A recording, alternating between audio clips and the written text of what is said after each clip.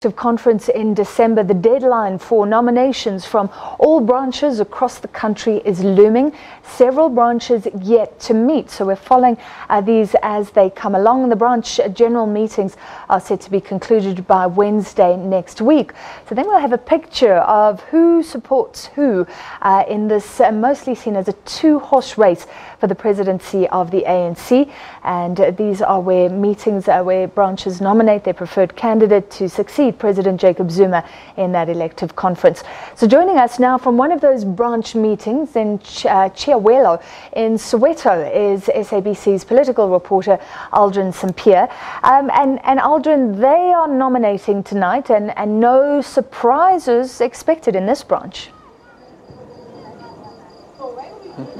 Well, certainly no surprises expected in this branch, taking into consideration that Deputy President Cyril Ramaphosa is from this branch. We actually verified and made sure that he is on the list, and indeed he is on the list, but he hasn't made it through. He sent through an apology saying that he's part of a caucus that is taking place in Parliament.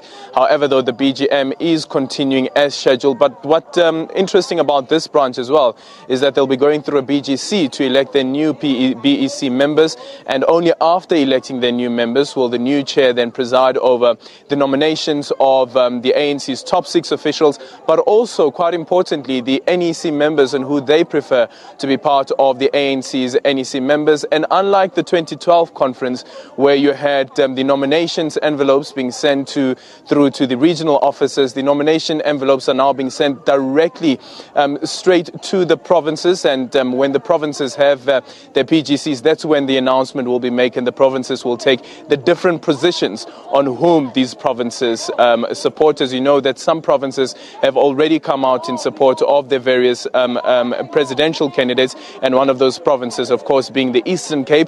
Although that conference, like the one in KZN, which is being disputed, is also part of a legal battle. But let's focus on what's currently happening here at this particular branch, and just to give us some more insights into what it means when a meeting collates of the ANC's BGMs, and what this means, what the process is thereafter. I'm joined by Nongeba Molewa, who is joining us here. She is an REC member of the ANC here in Joburg. Thank you so much for joining us this evening. Quite a tedious process to ensure that those people who are here are meant to be here, and they are on the list.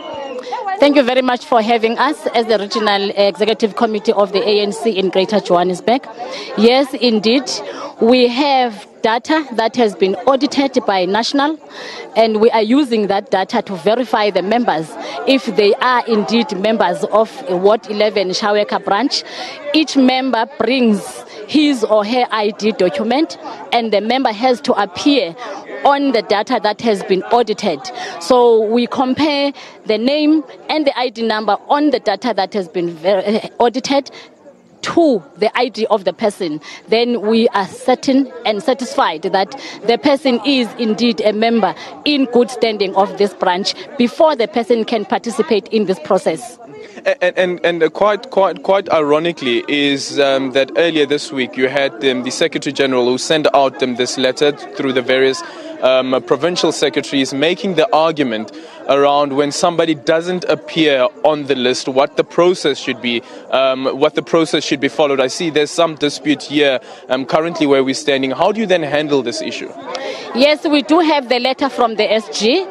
We will be verifying, we will be writing the names and the ID numbers and the particulars of those comrades on a separate register.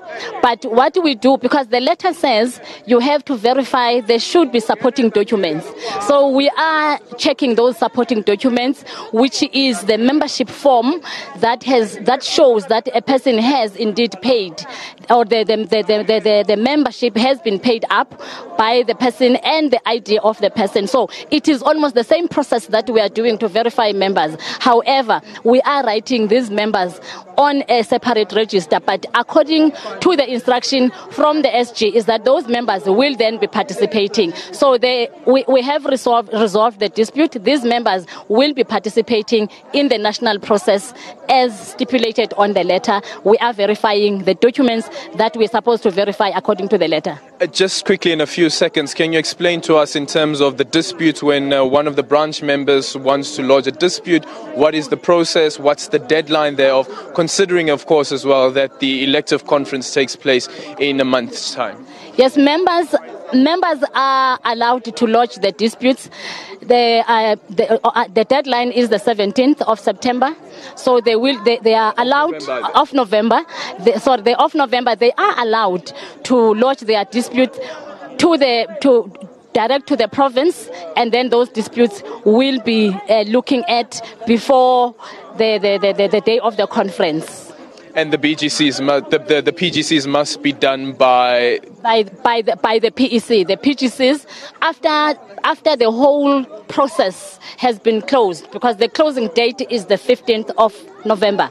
So then after that, then branches or members in the branches who are not satisfied about the process could then lodge their disputes with the PEC, and then those disputes will be attended to. Then the PGC will then be looking at the nominations from the branches. And remember that the leader of the conference, as we are going to the conference, we are led by the province. So the provincial leadership will be leading the delegation to the conference. Thank you so much. There you have it from Umam Nongeba, who's representing the ANC's Greater Joburg region, the REC. As she's indicated, the processes that will be followed, but also I understand that there have already been 2 disputes that have been lodged here in the Greater Johannesburg region. About 55 BGMs that have sat and collated over the past few weeks.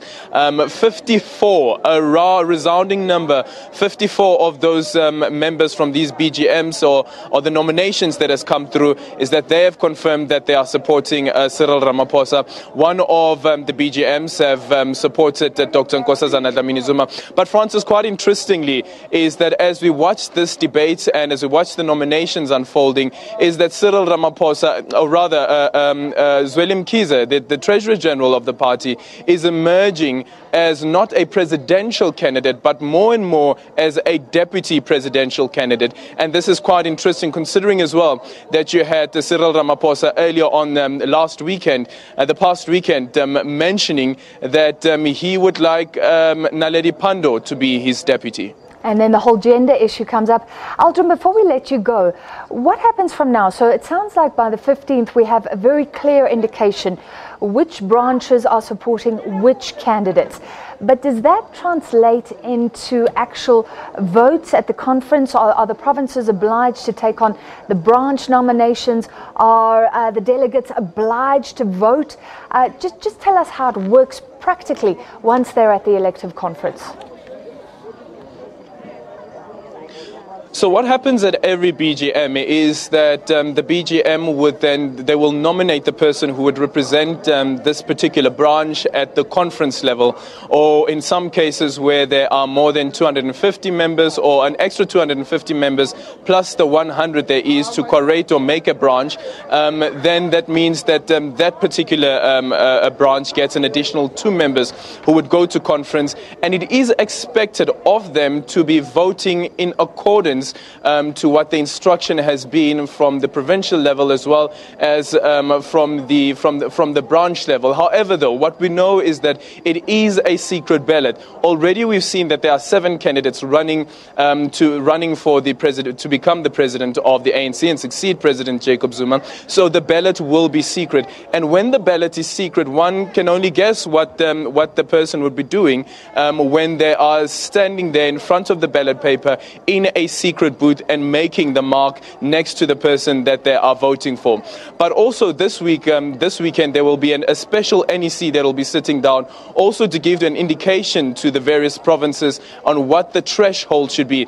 The threshold, as previously have been, for provinces should nominate a certain candidate. But however, though, since these processes have now changed, like I've indicated before, that now the BGM's envelopes go directly to the provinces, it would seem as though that this process as well of the issue around the threshold, that they would need some sort of clarity. And I guess the NEC this weekend will give some sort of clarity and directive to these various ANC members as well as at the BGMs. All right, thank you very much, Aldrin Sampear, reporting live from the branch that Deputy President Cyril Ramaphosa comes from. So no surprises that that branch are expected to nominate him. We'll have a clear picture by the 15th, but like he says, not set in stone.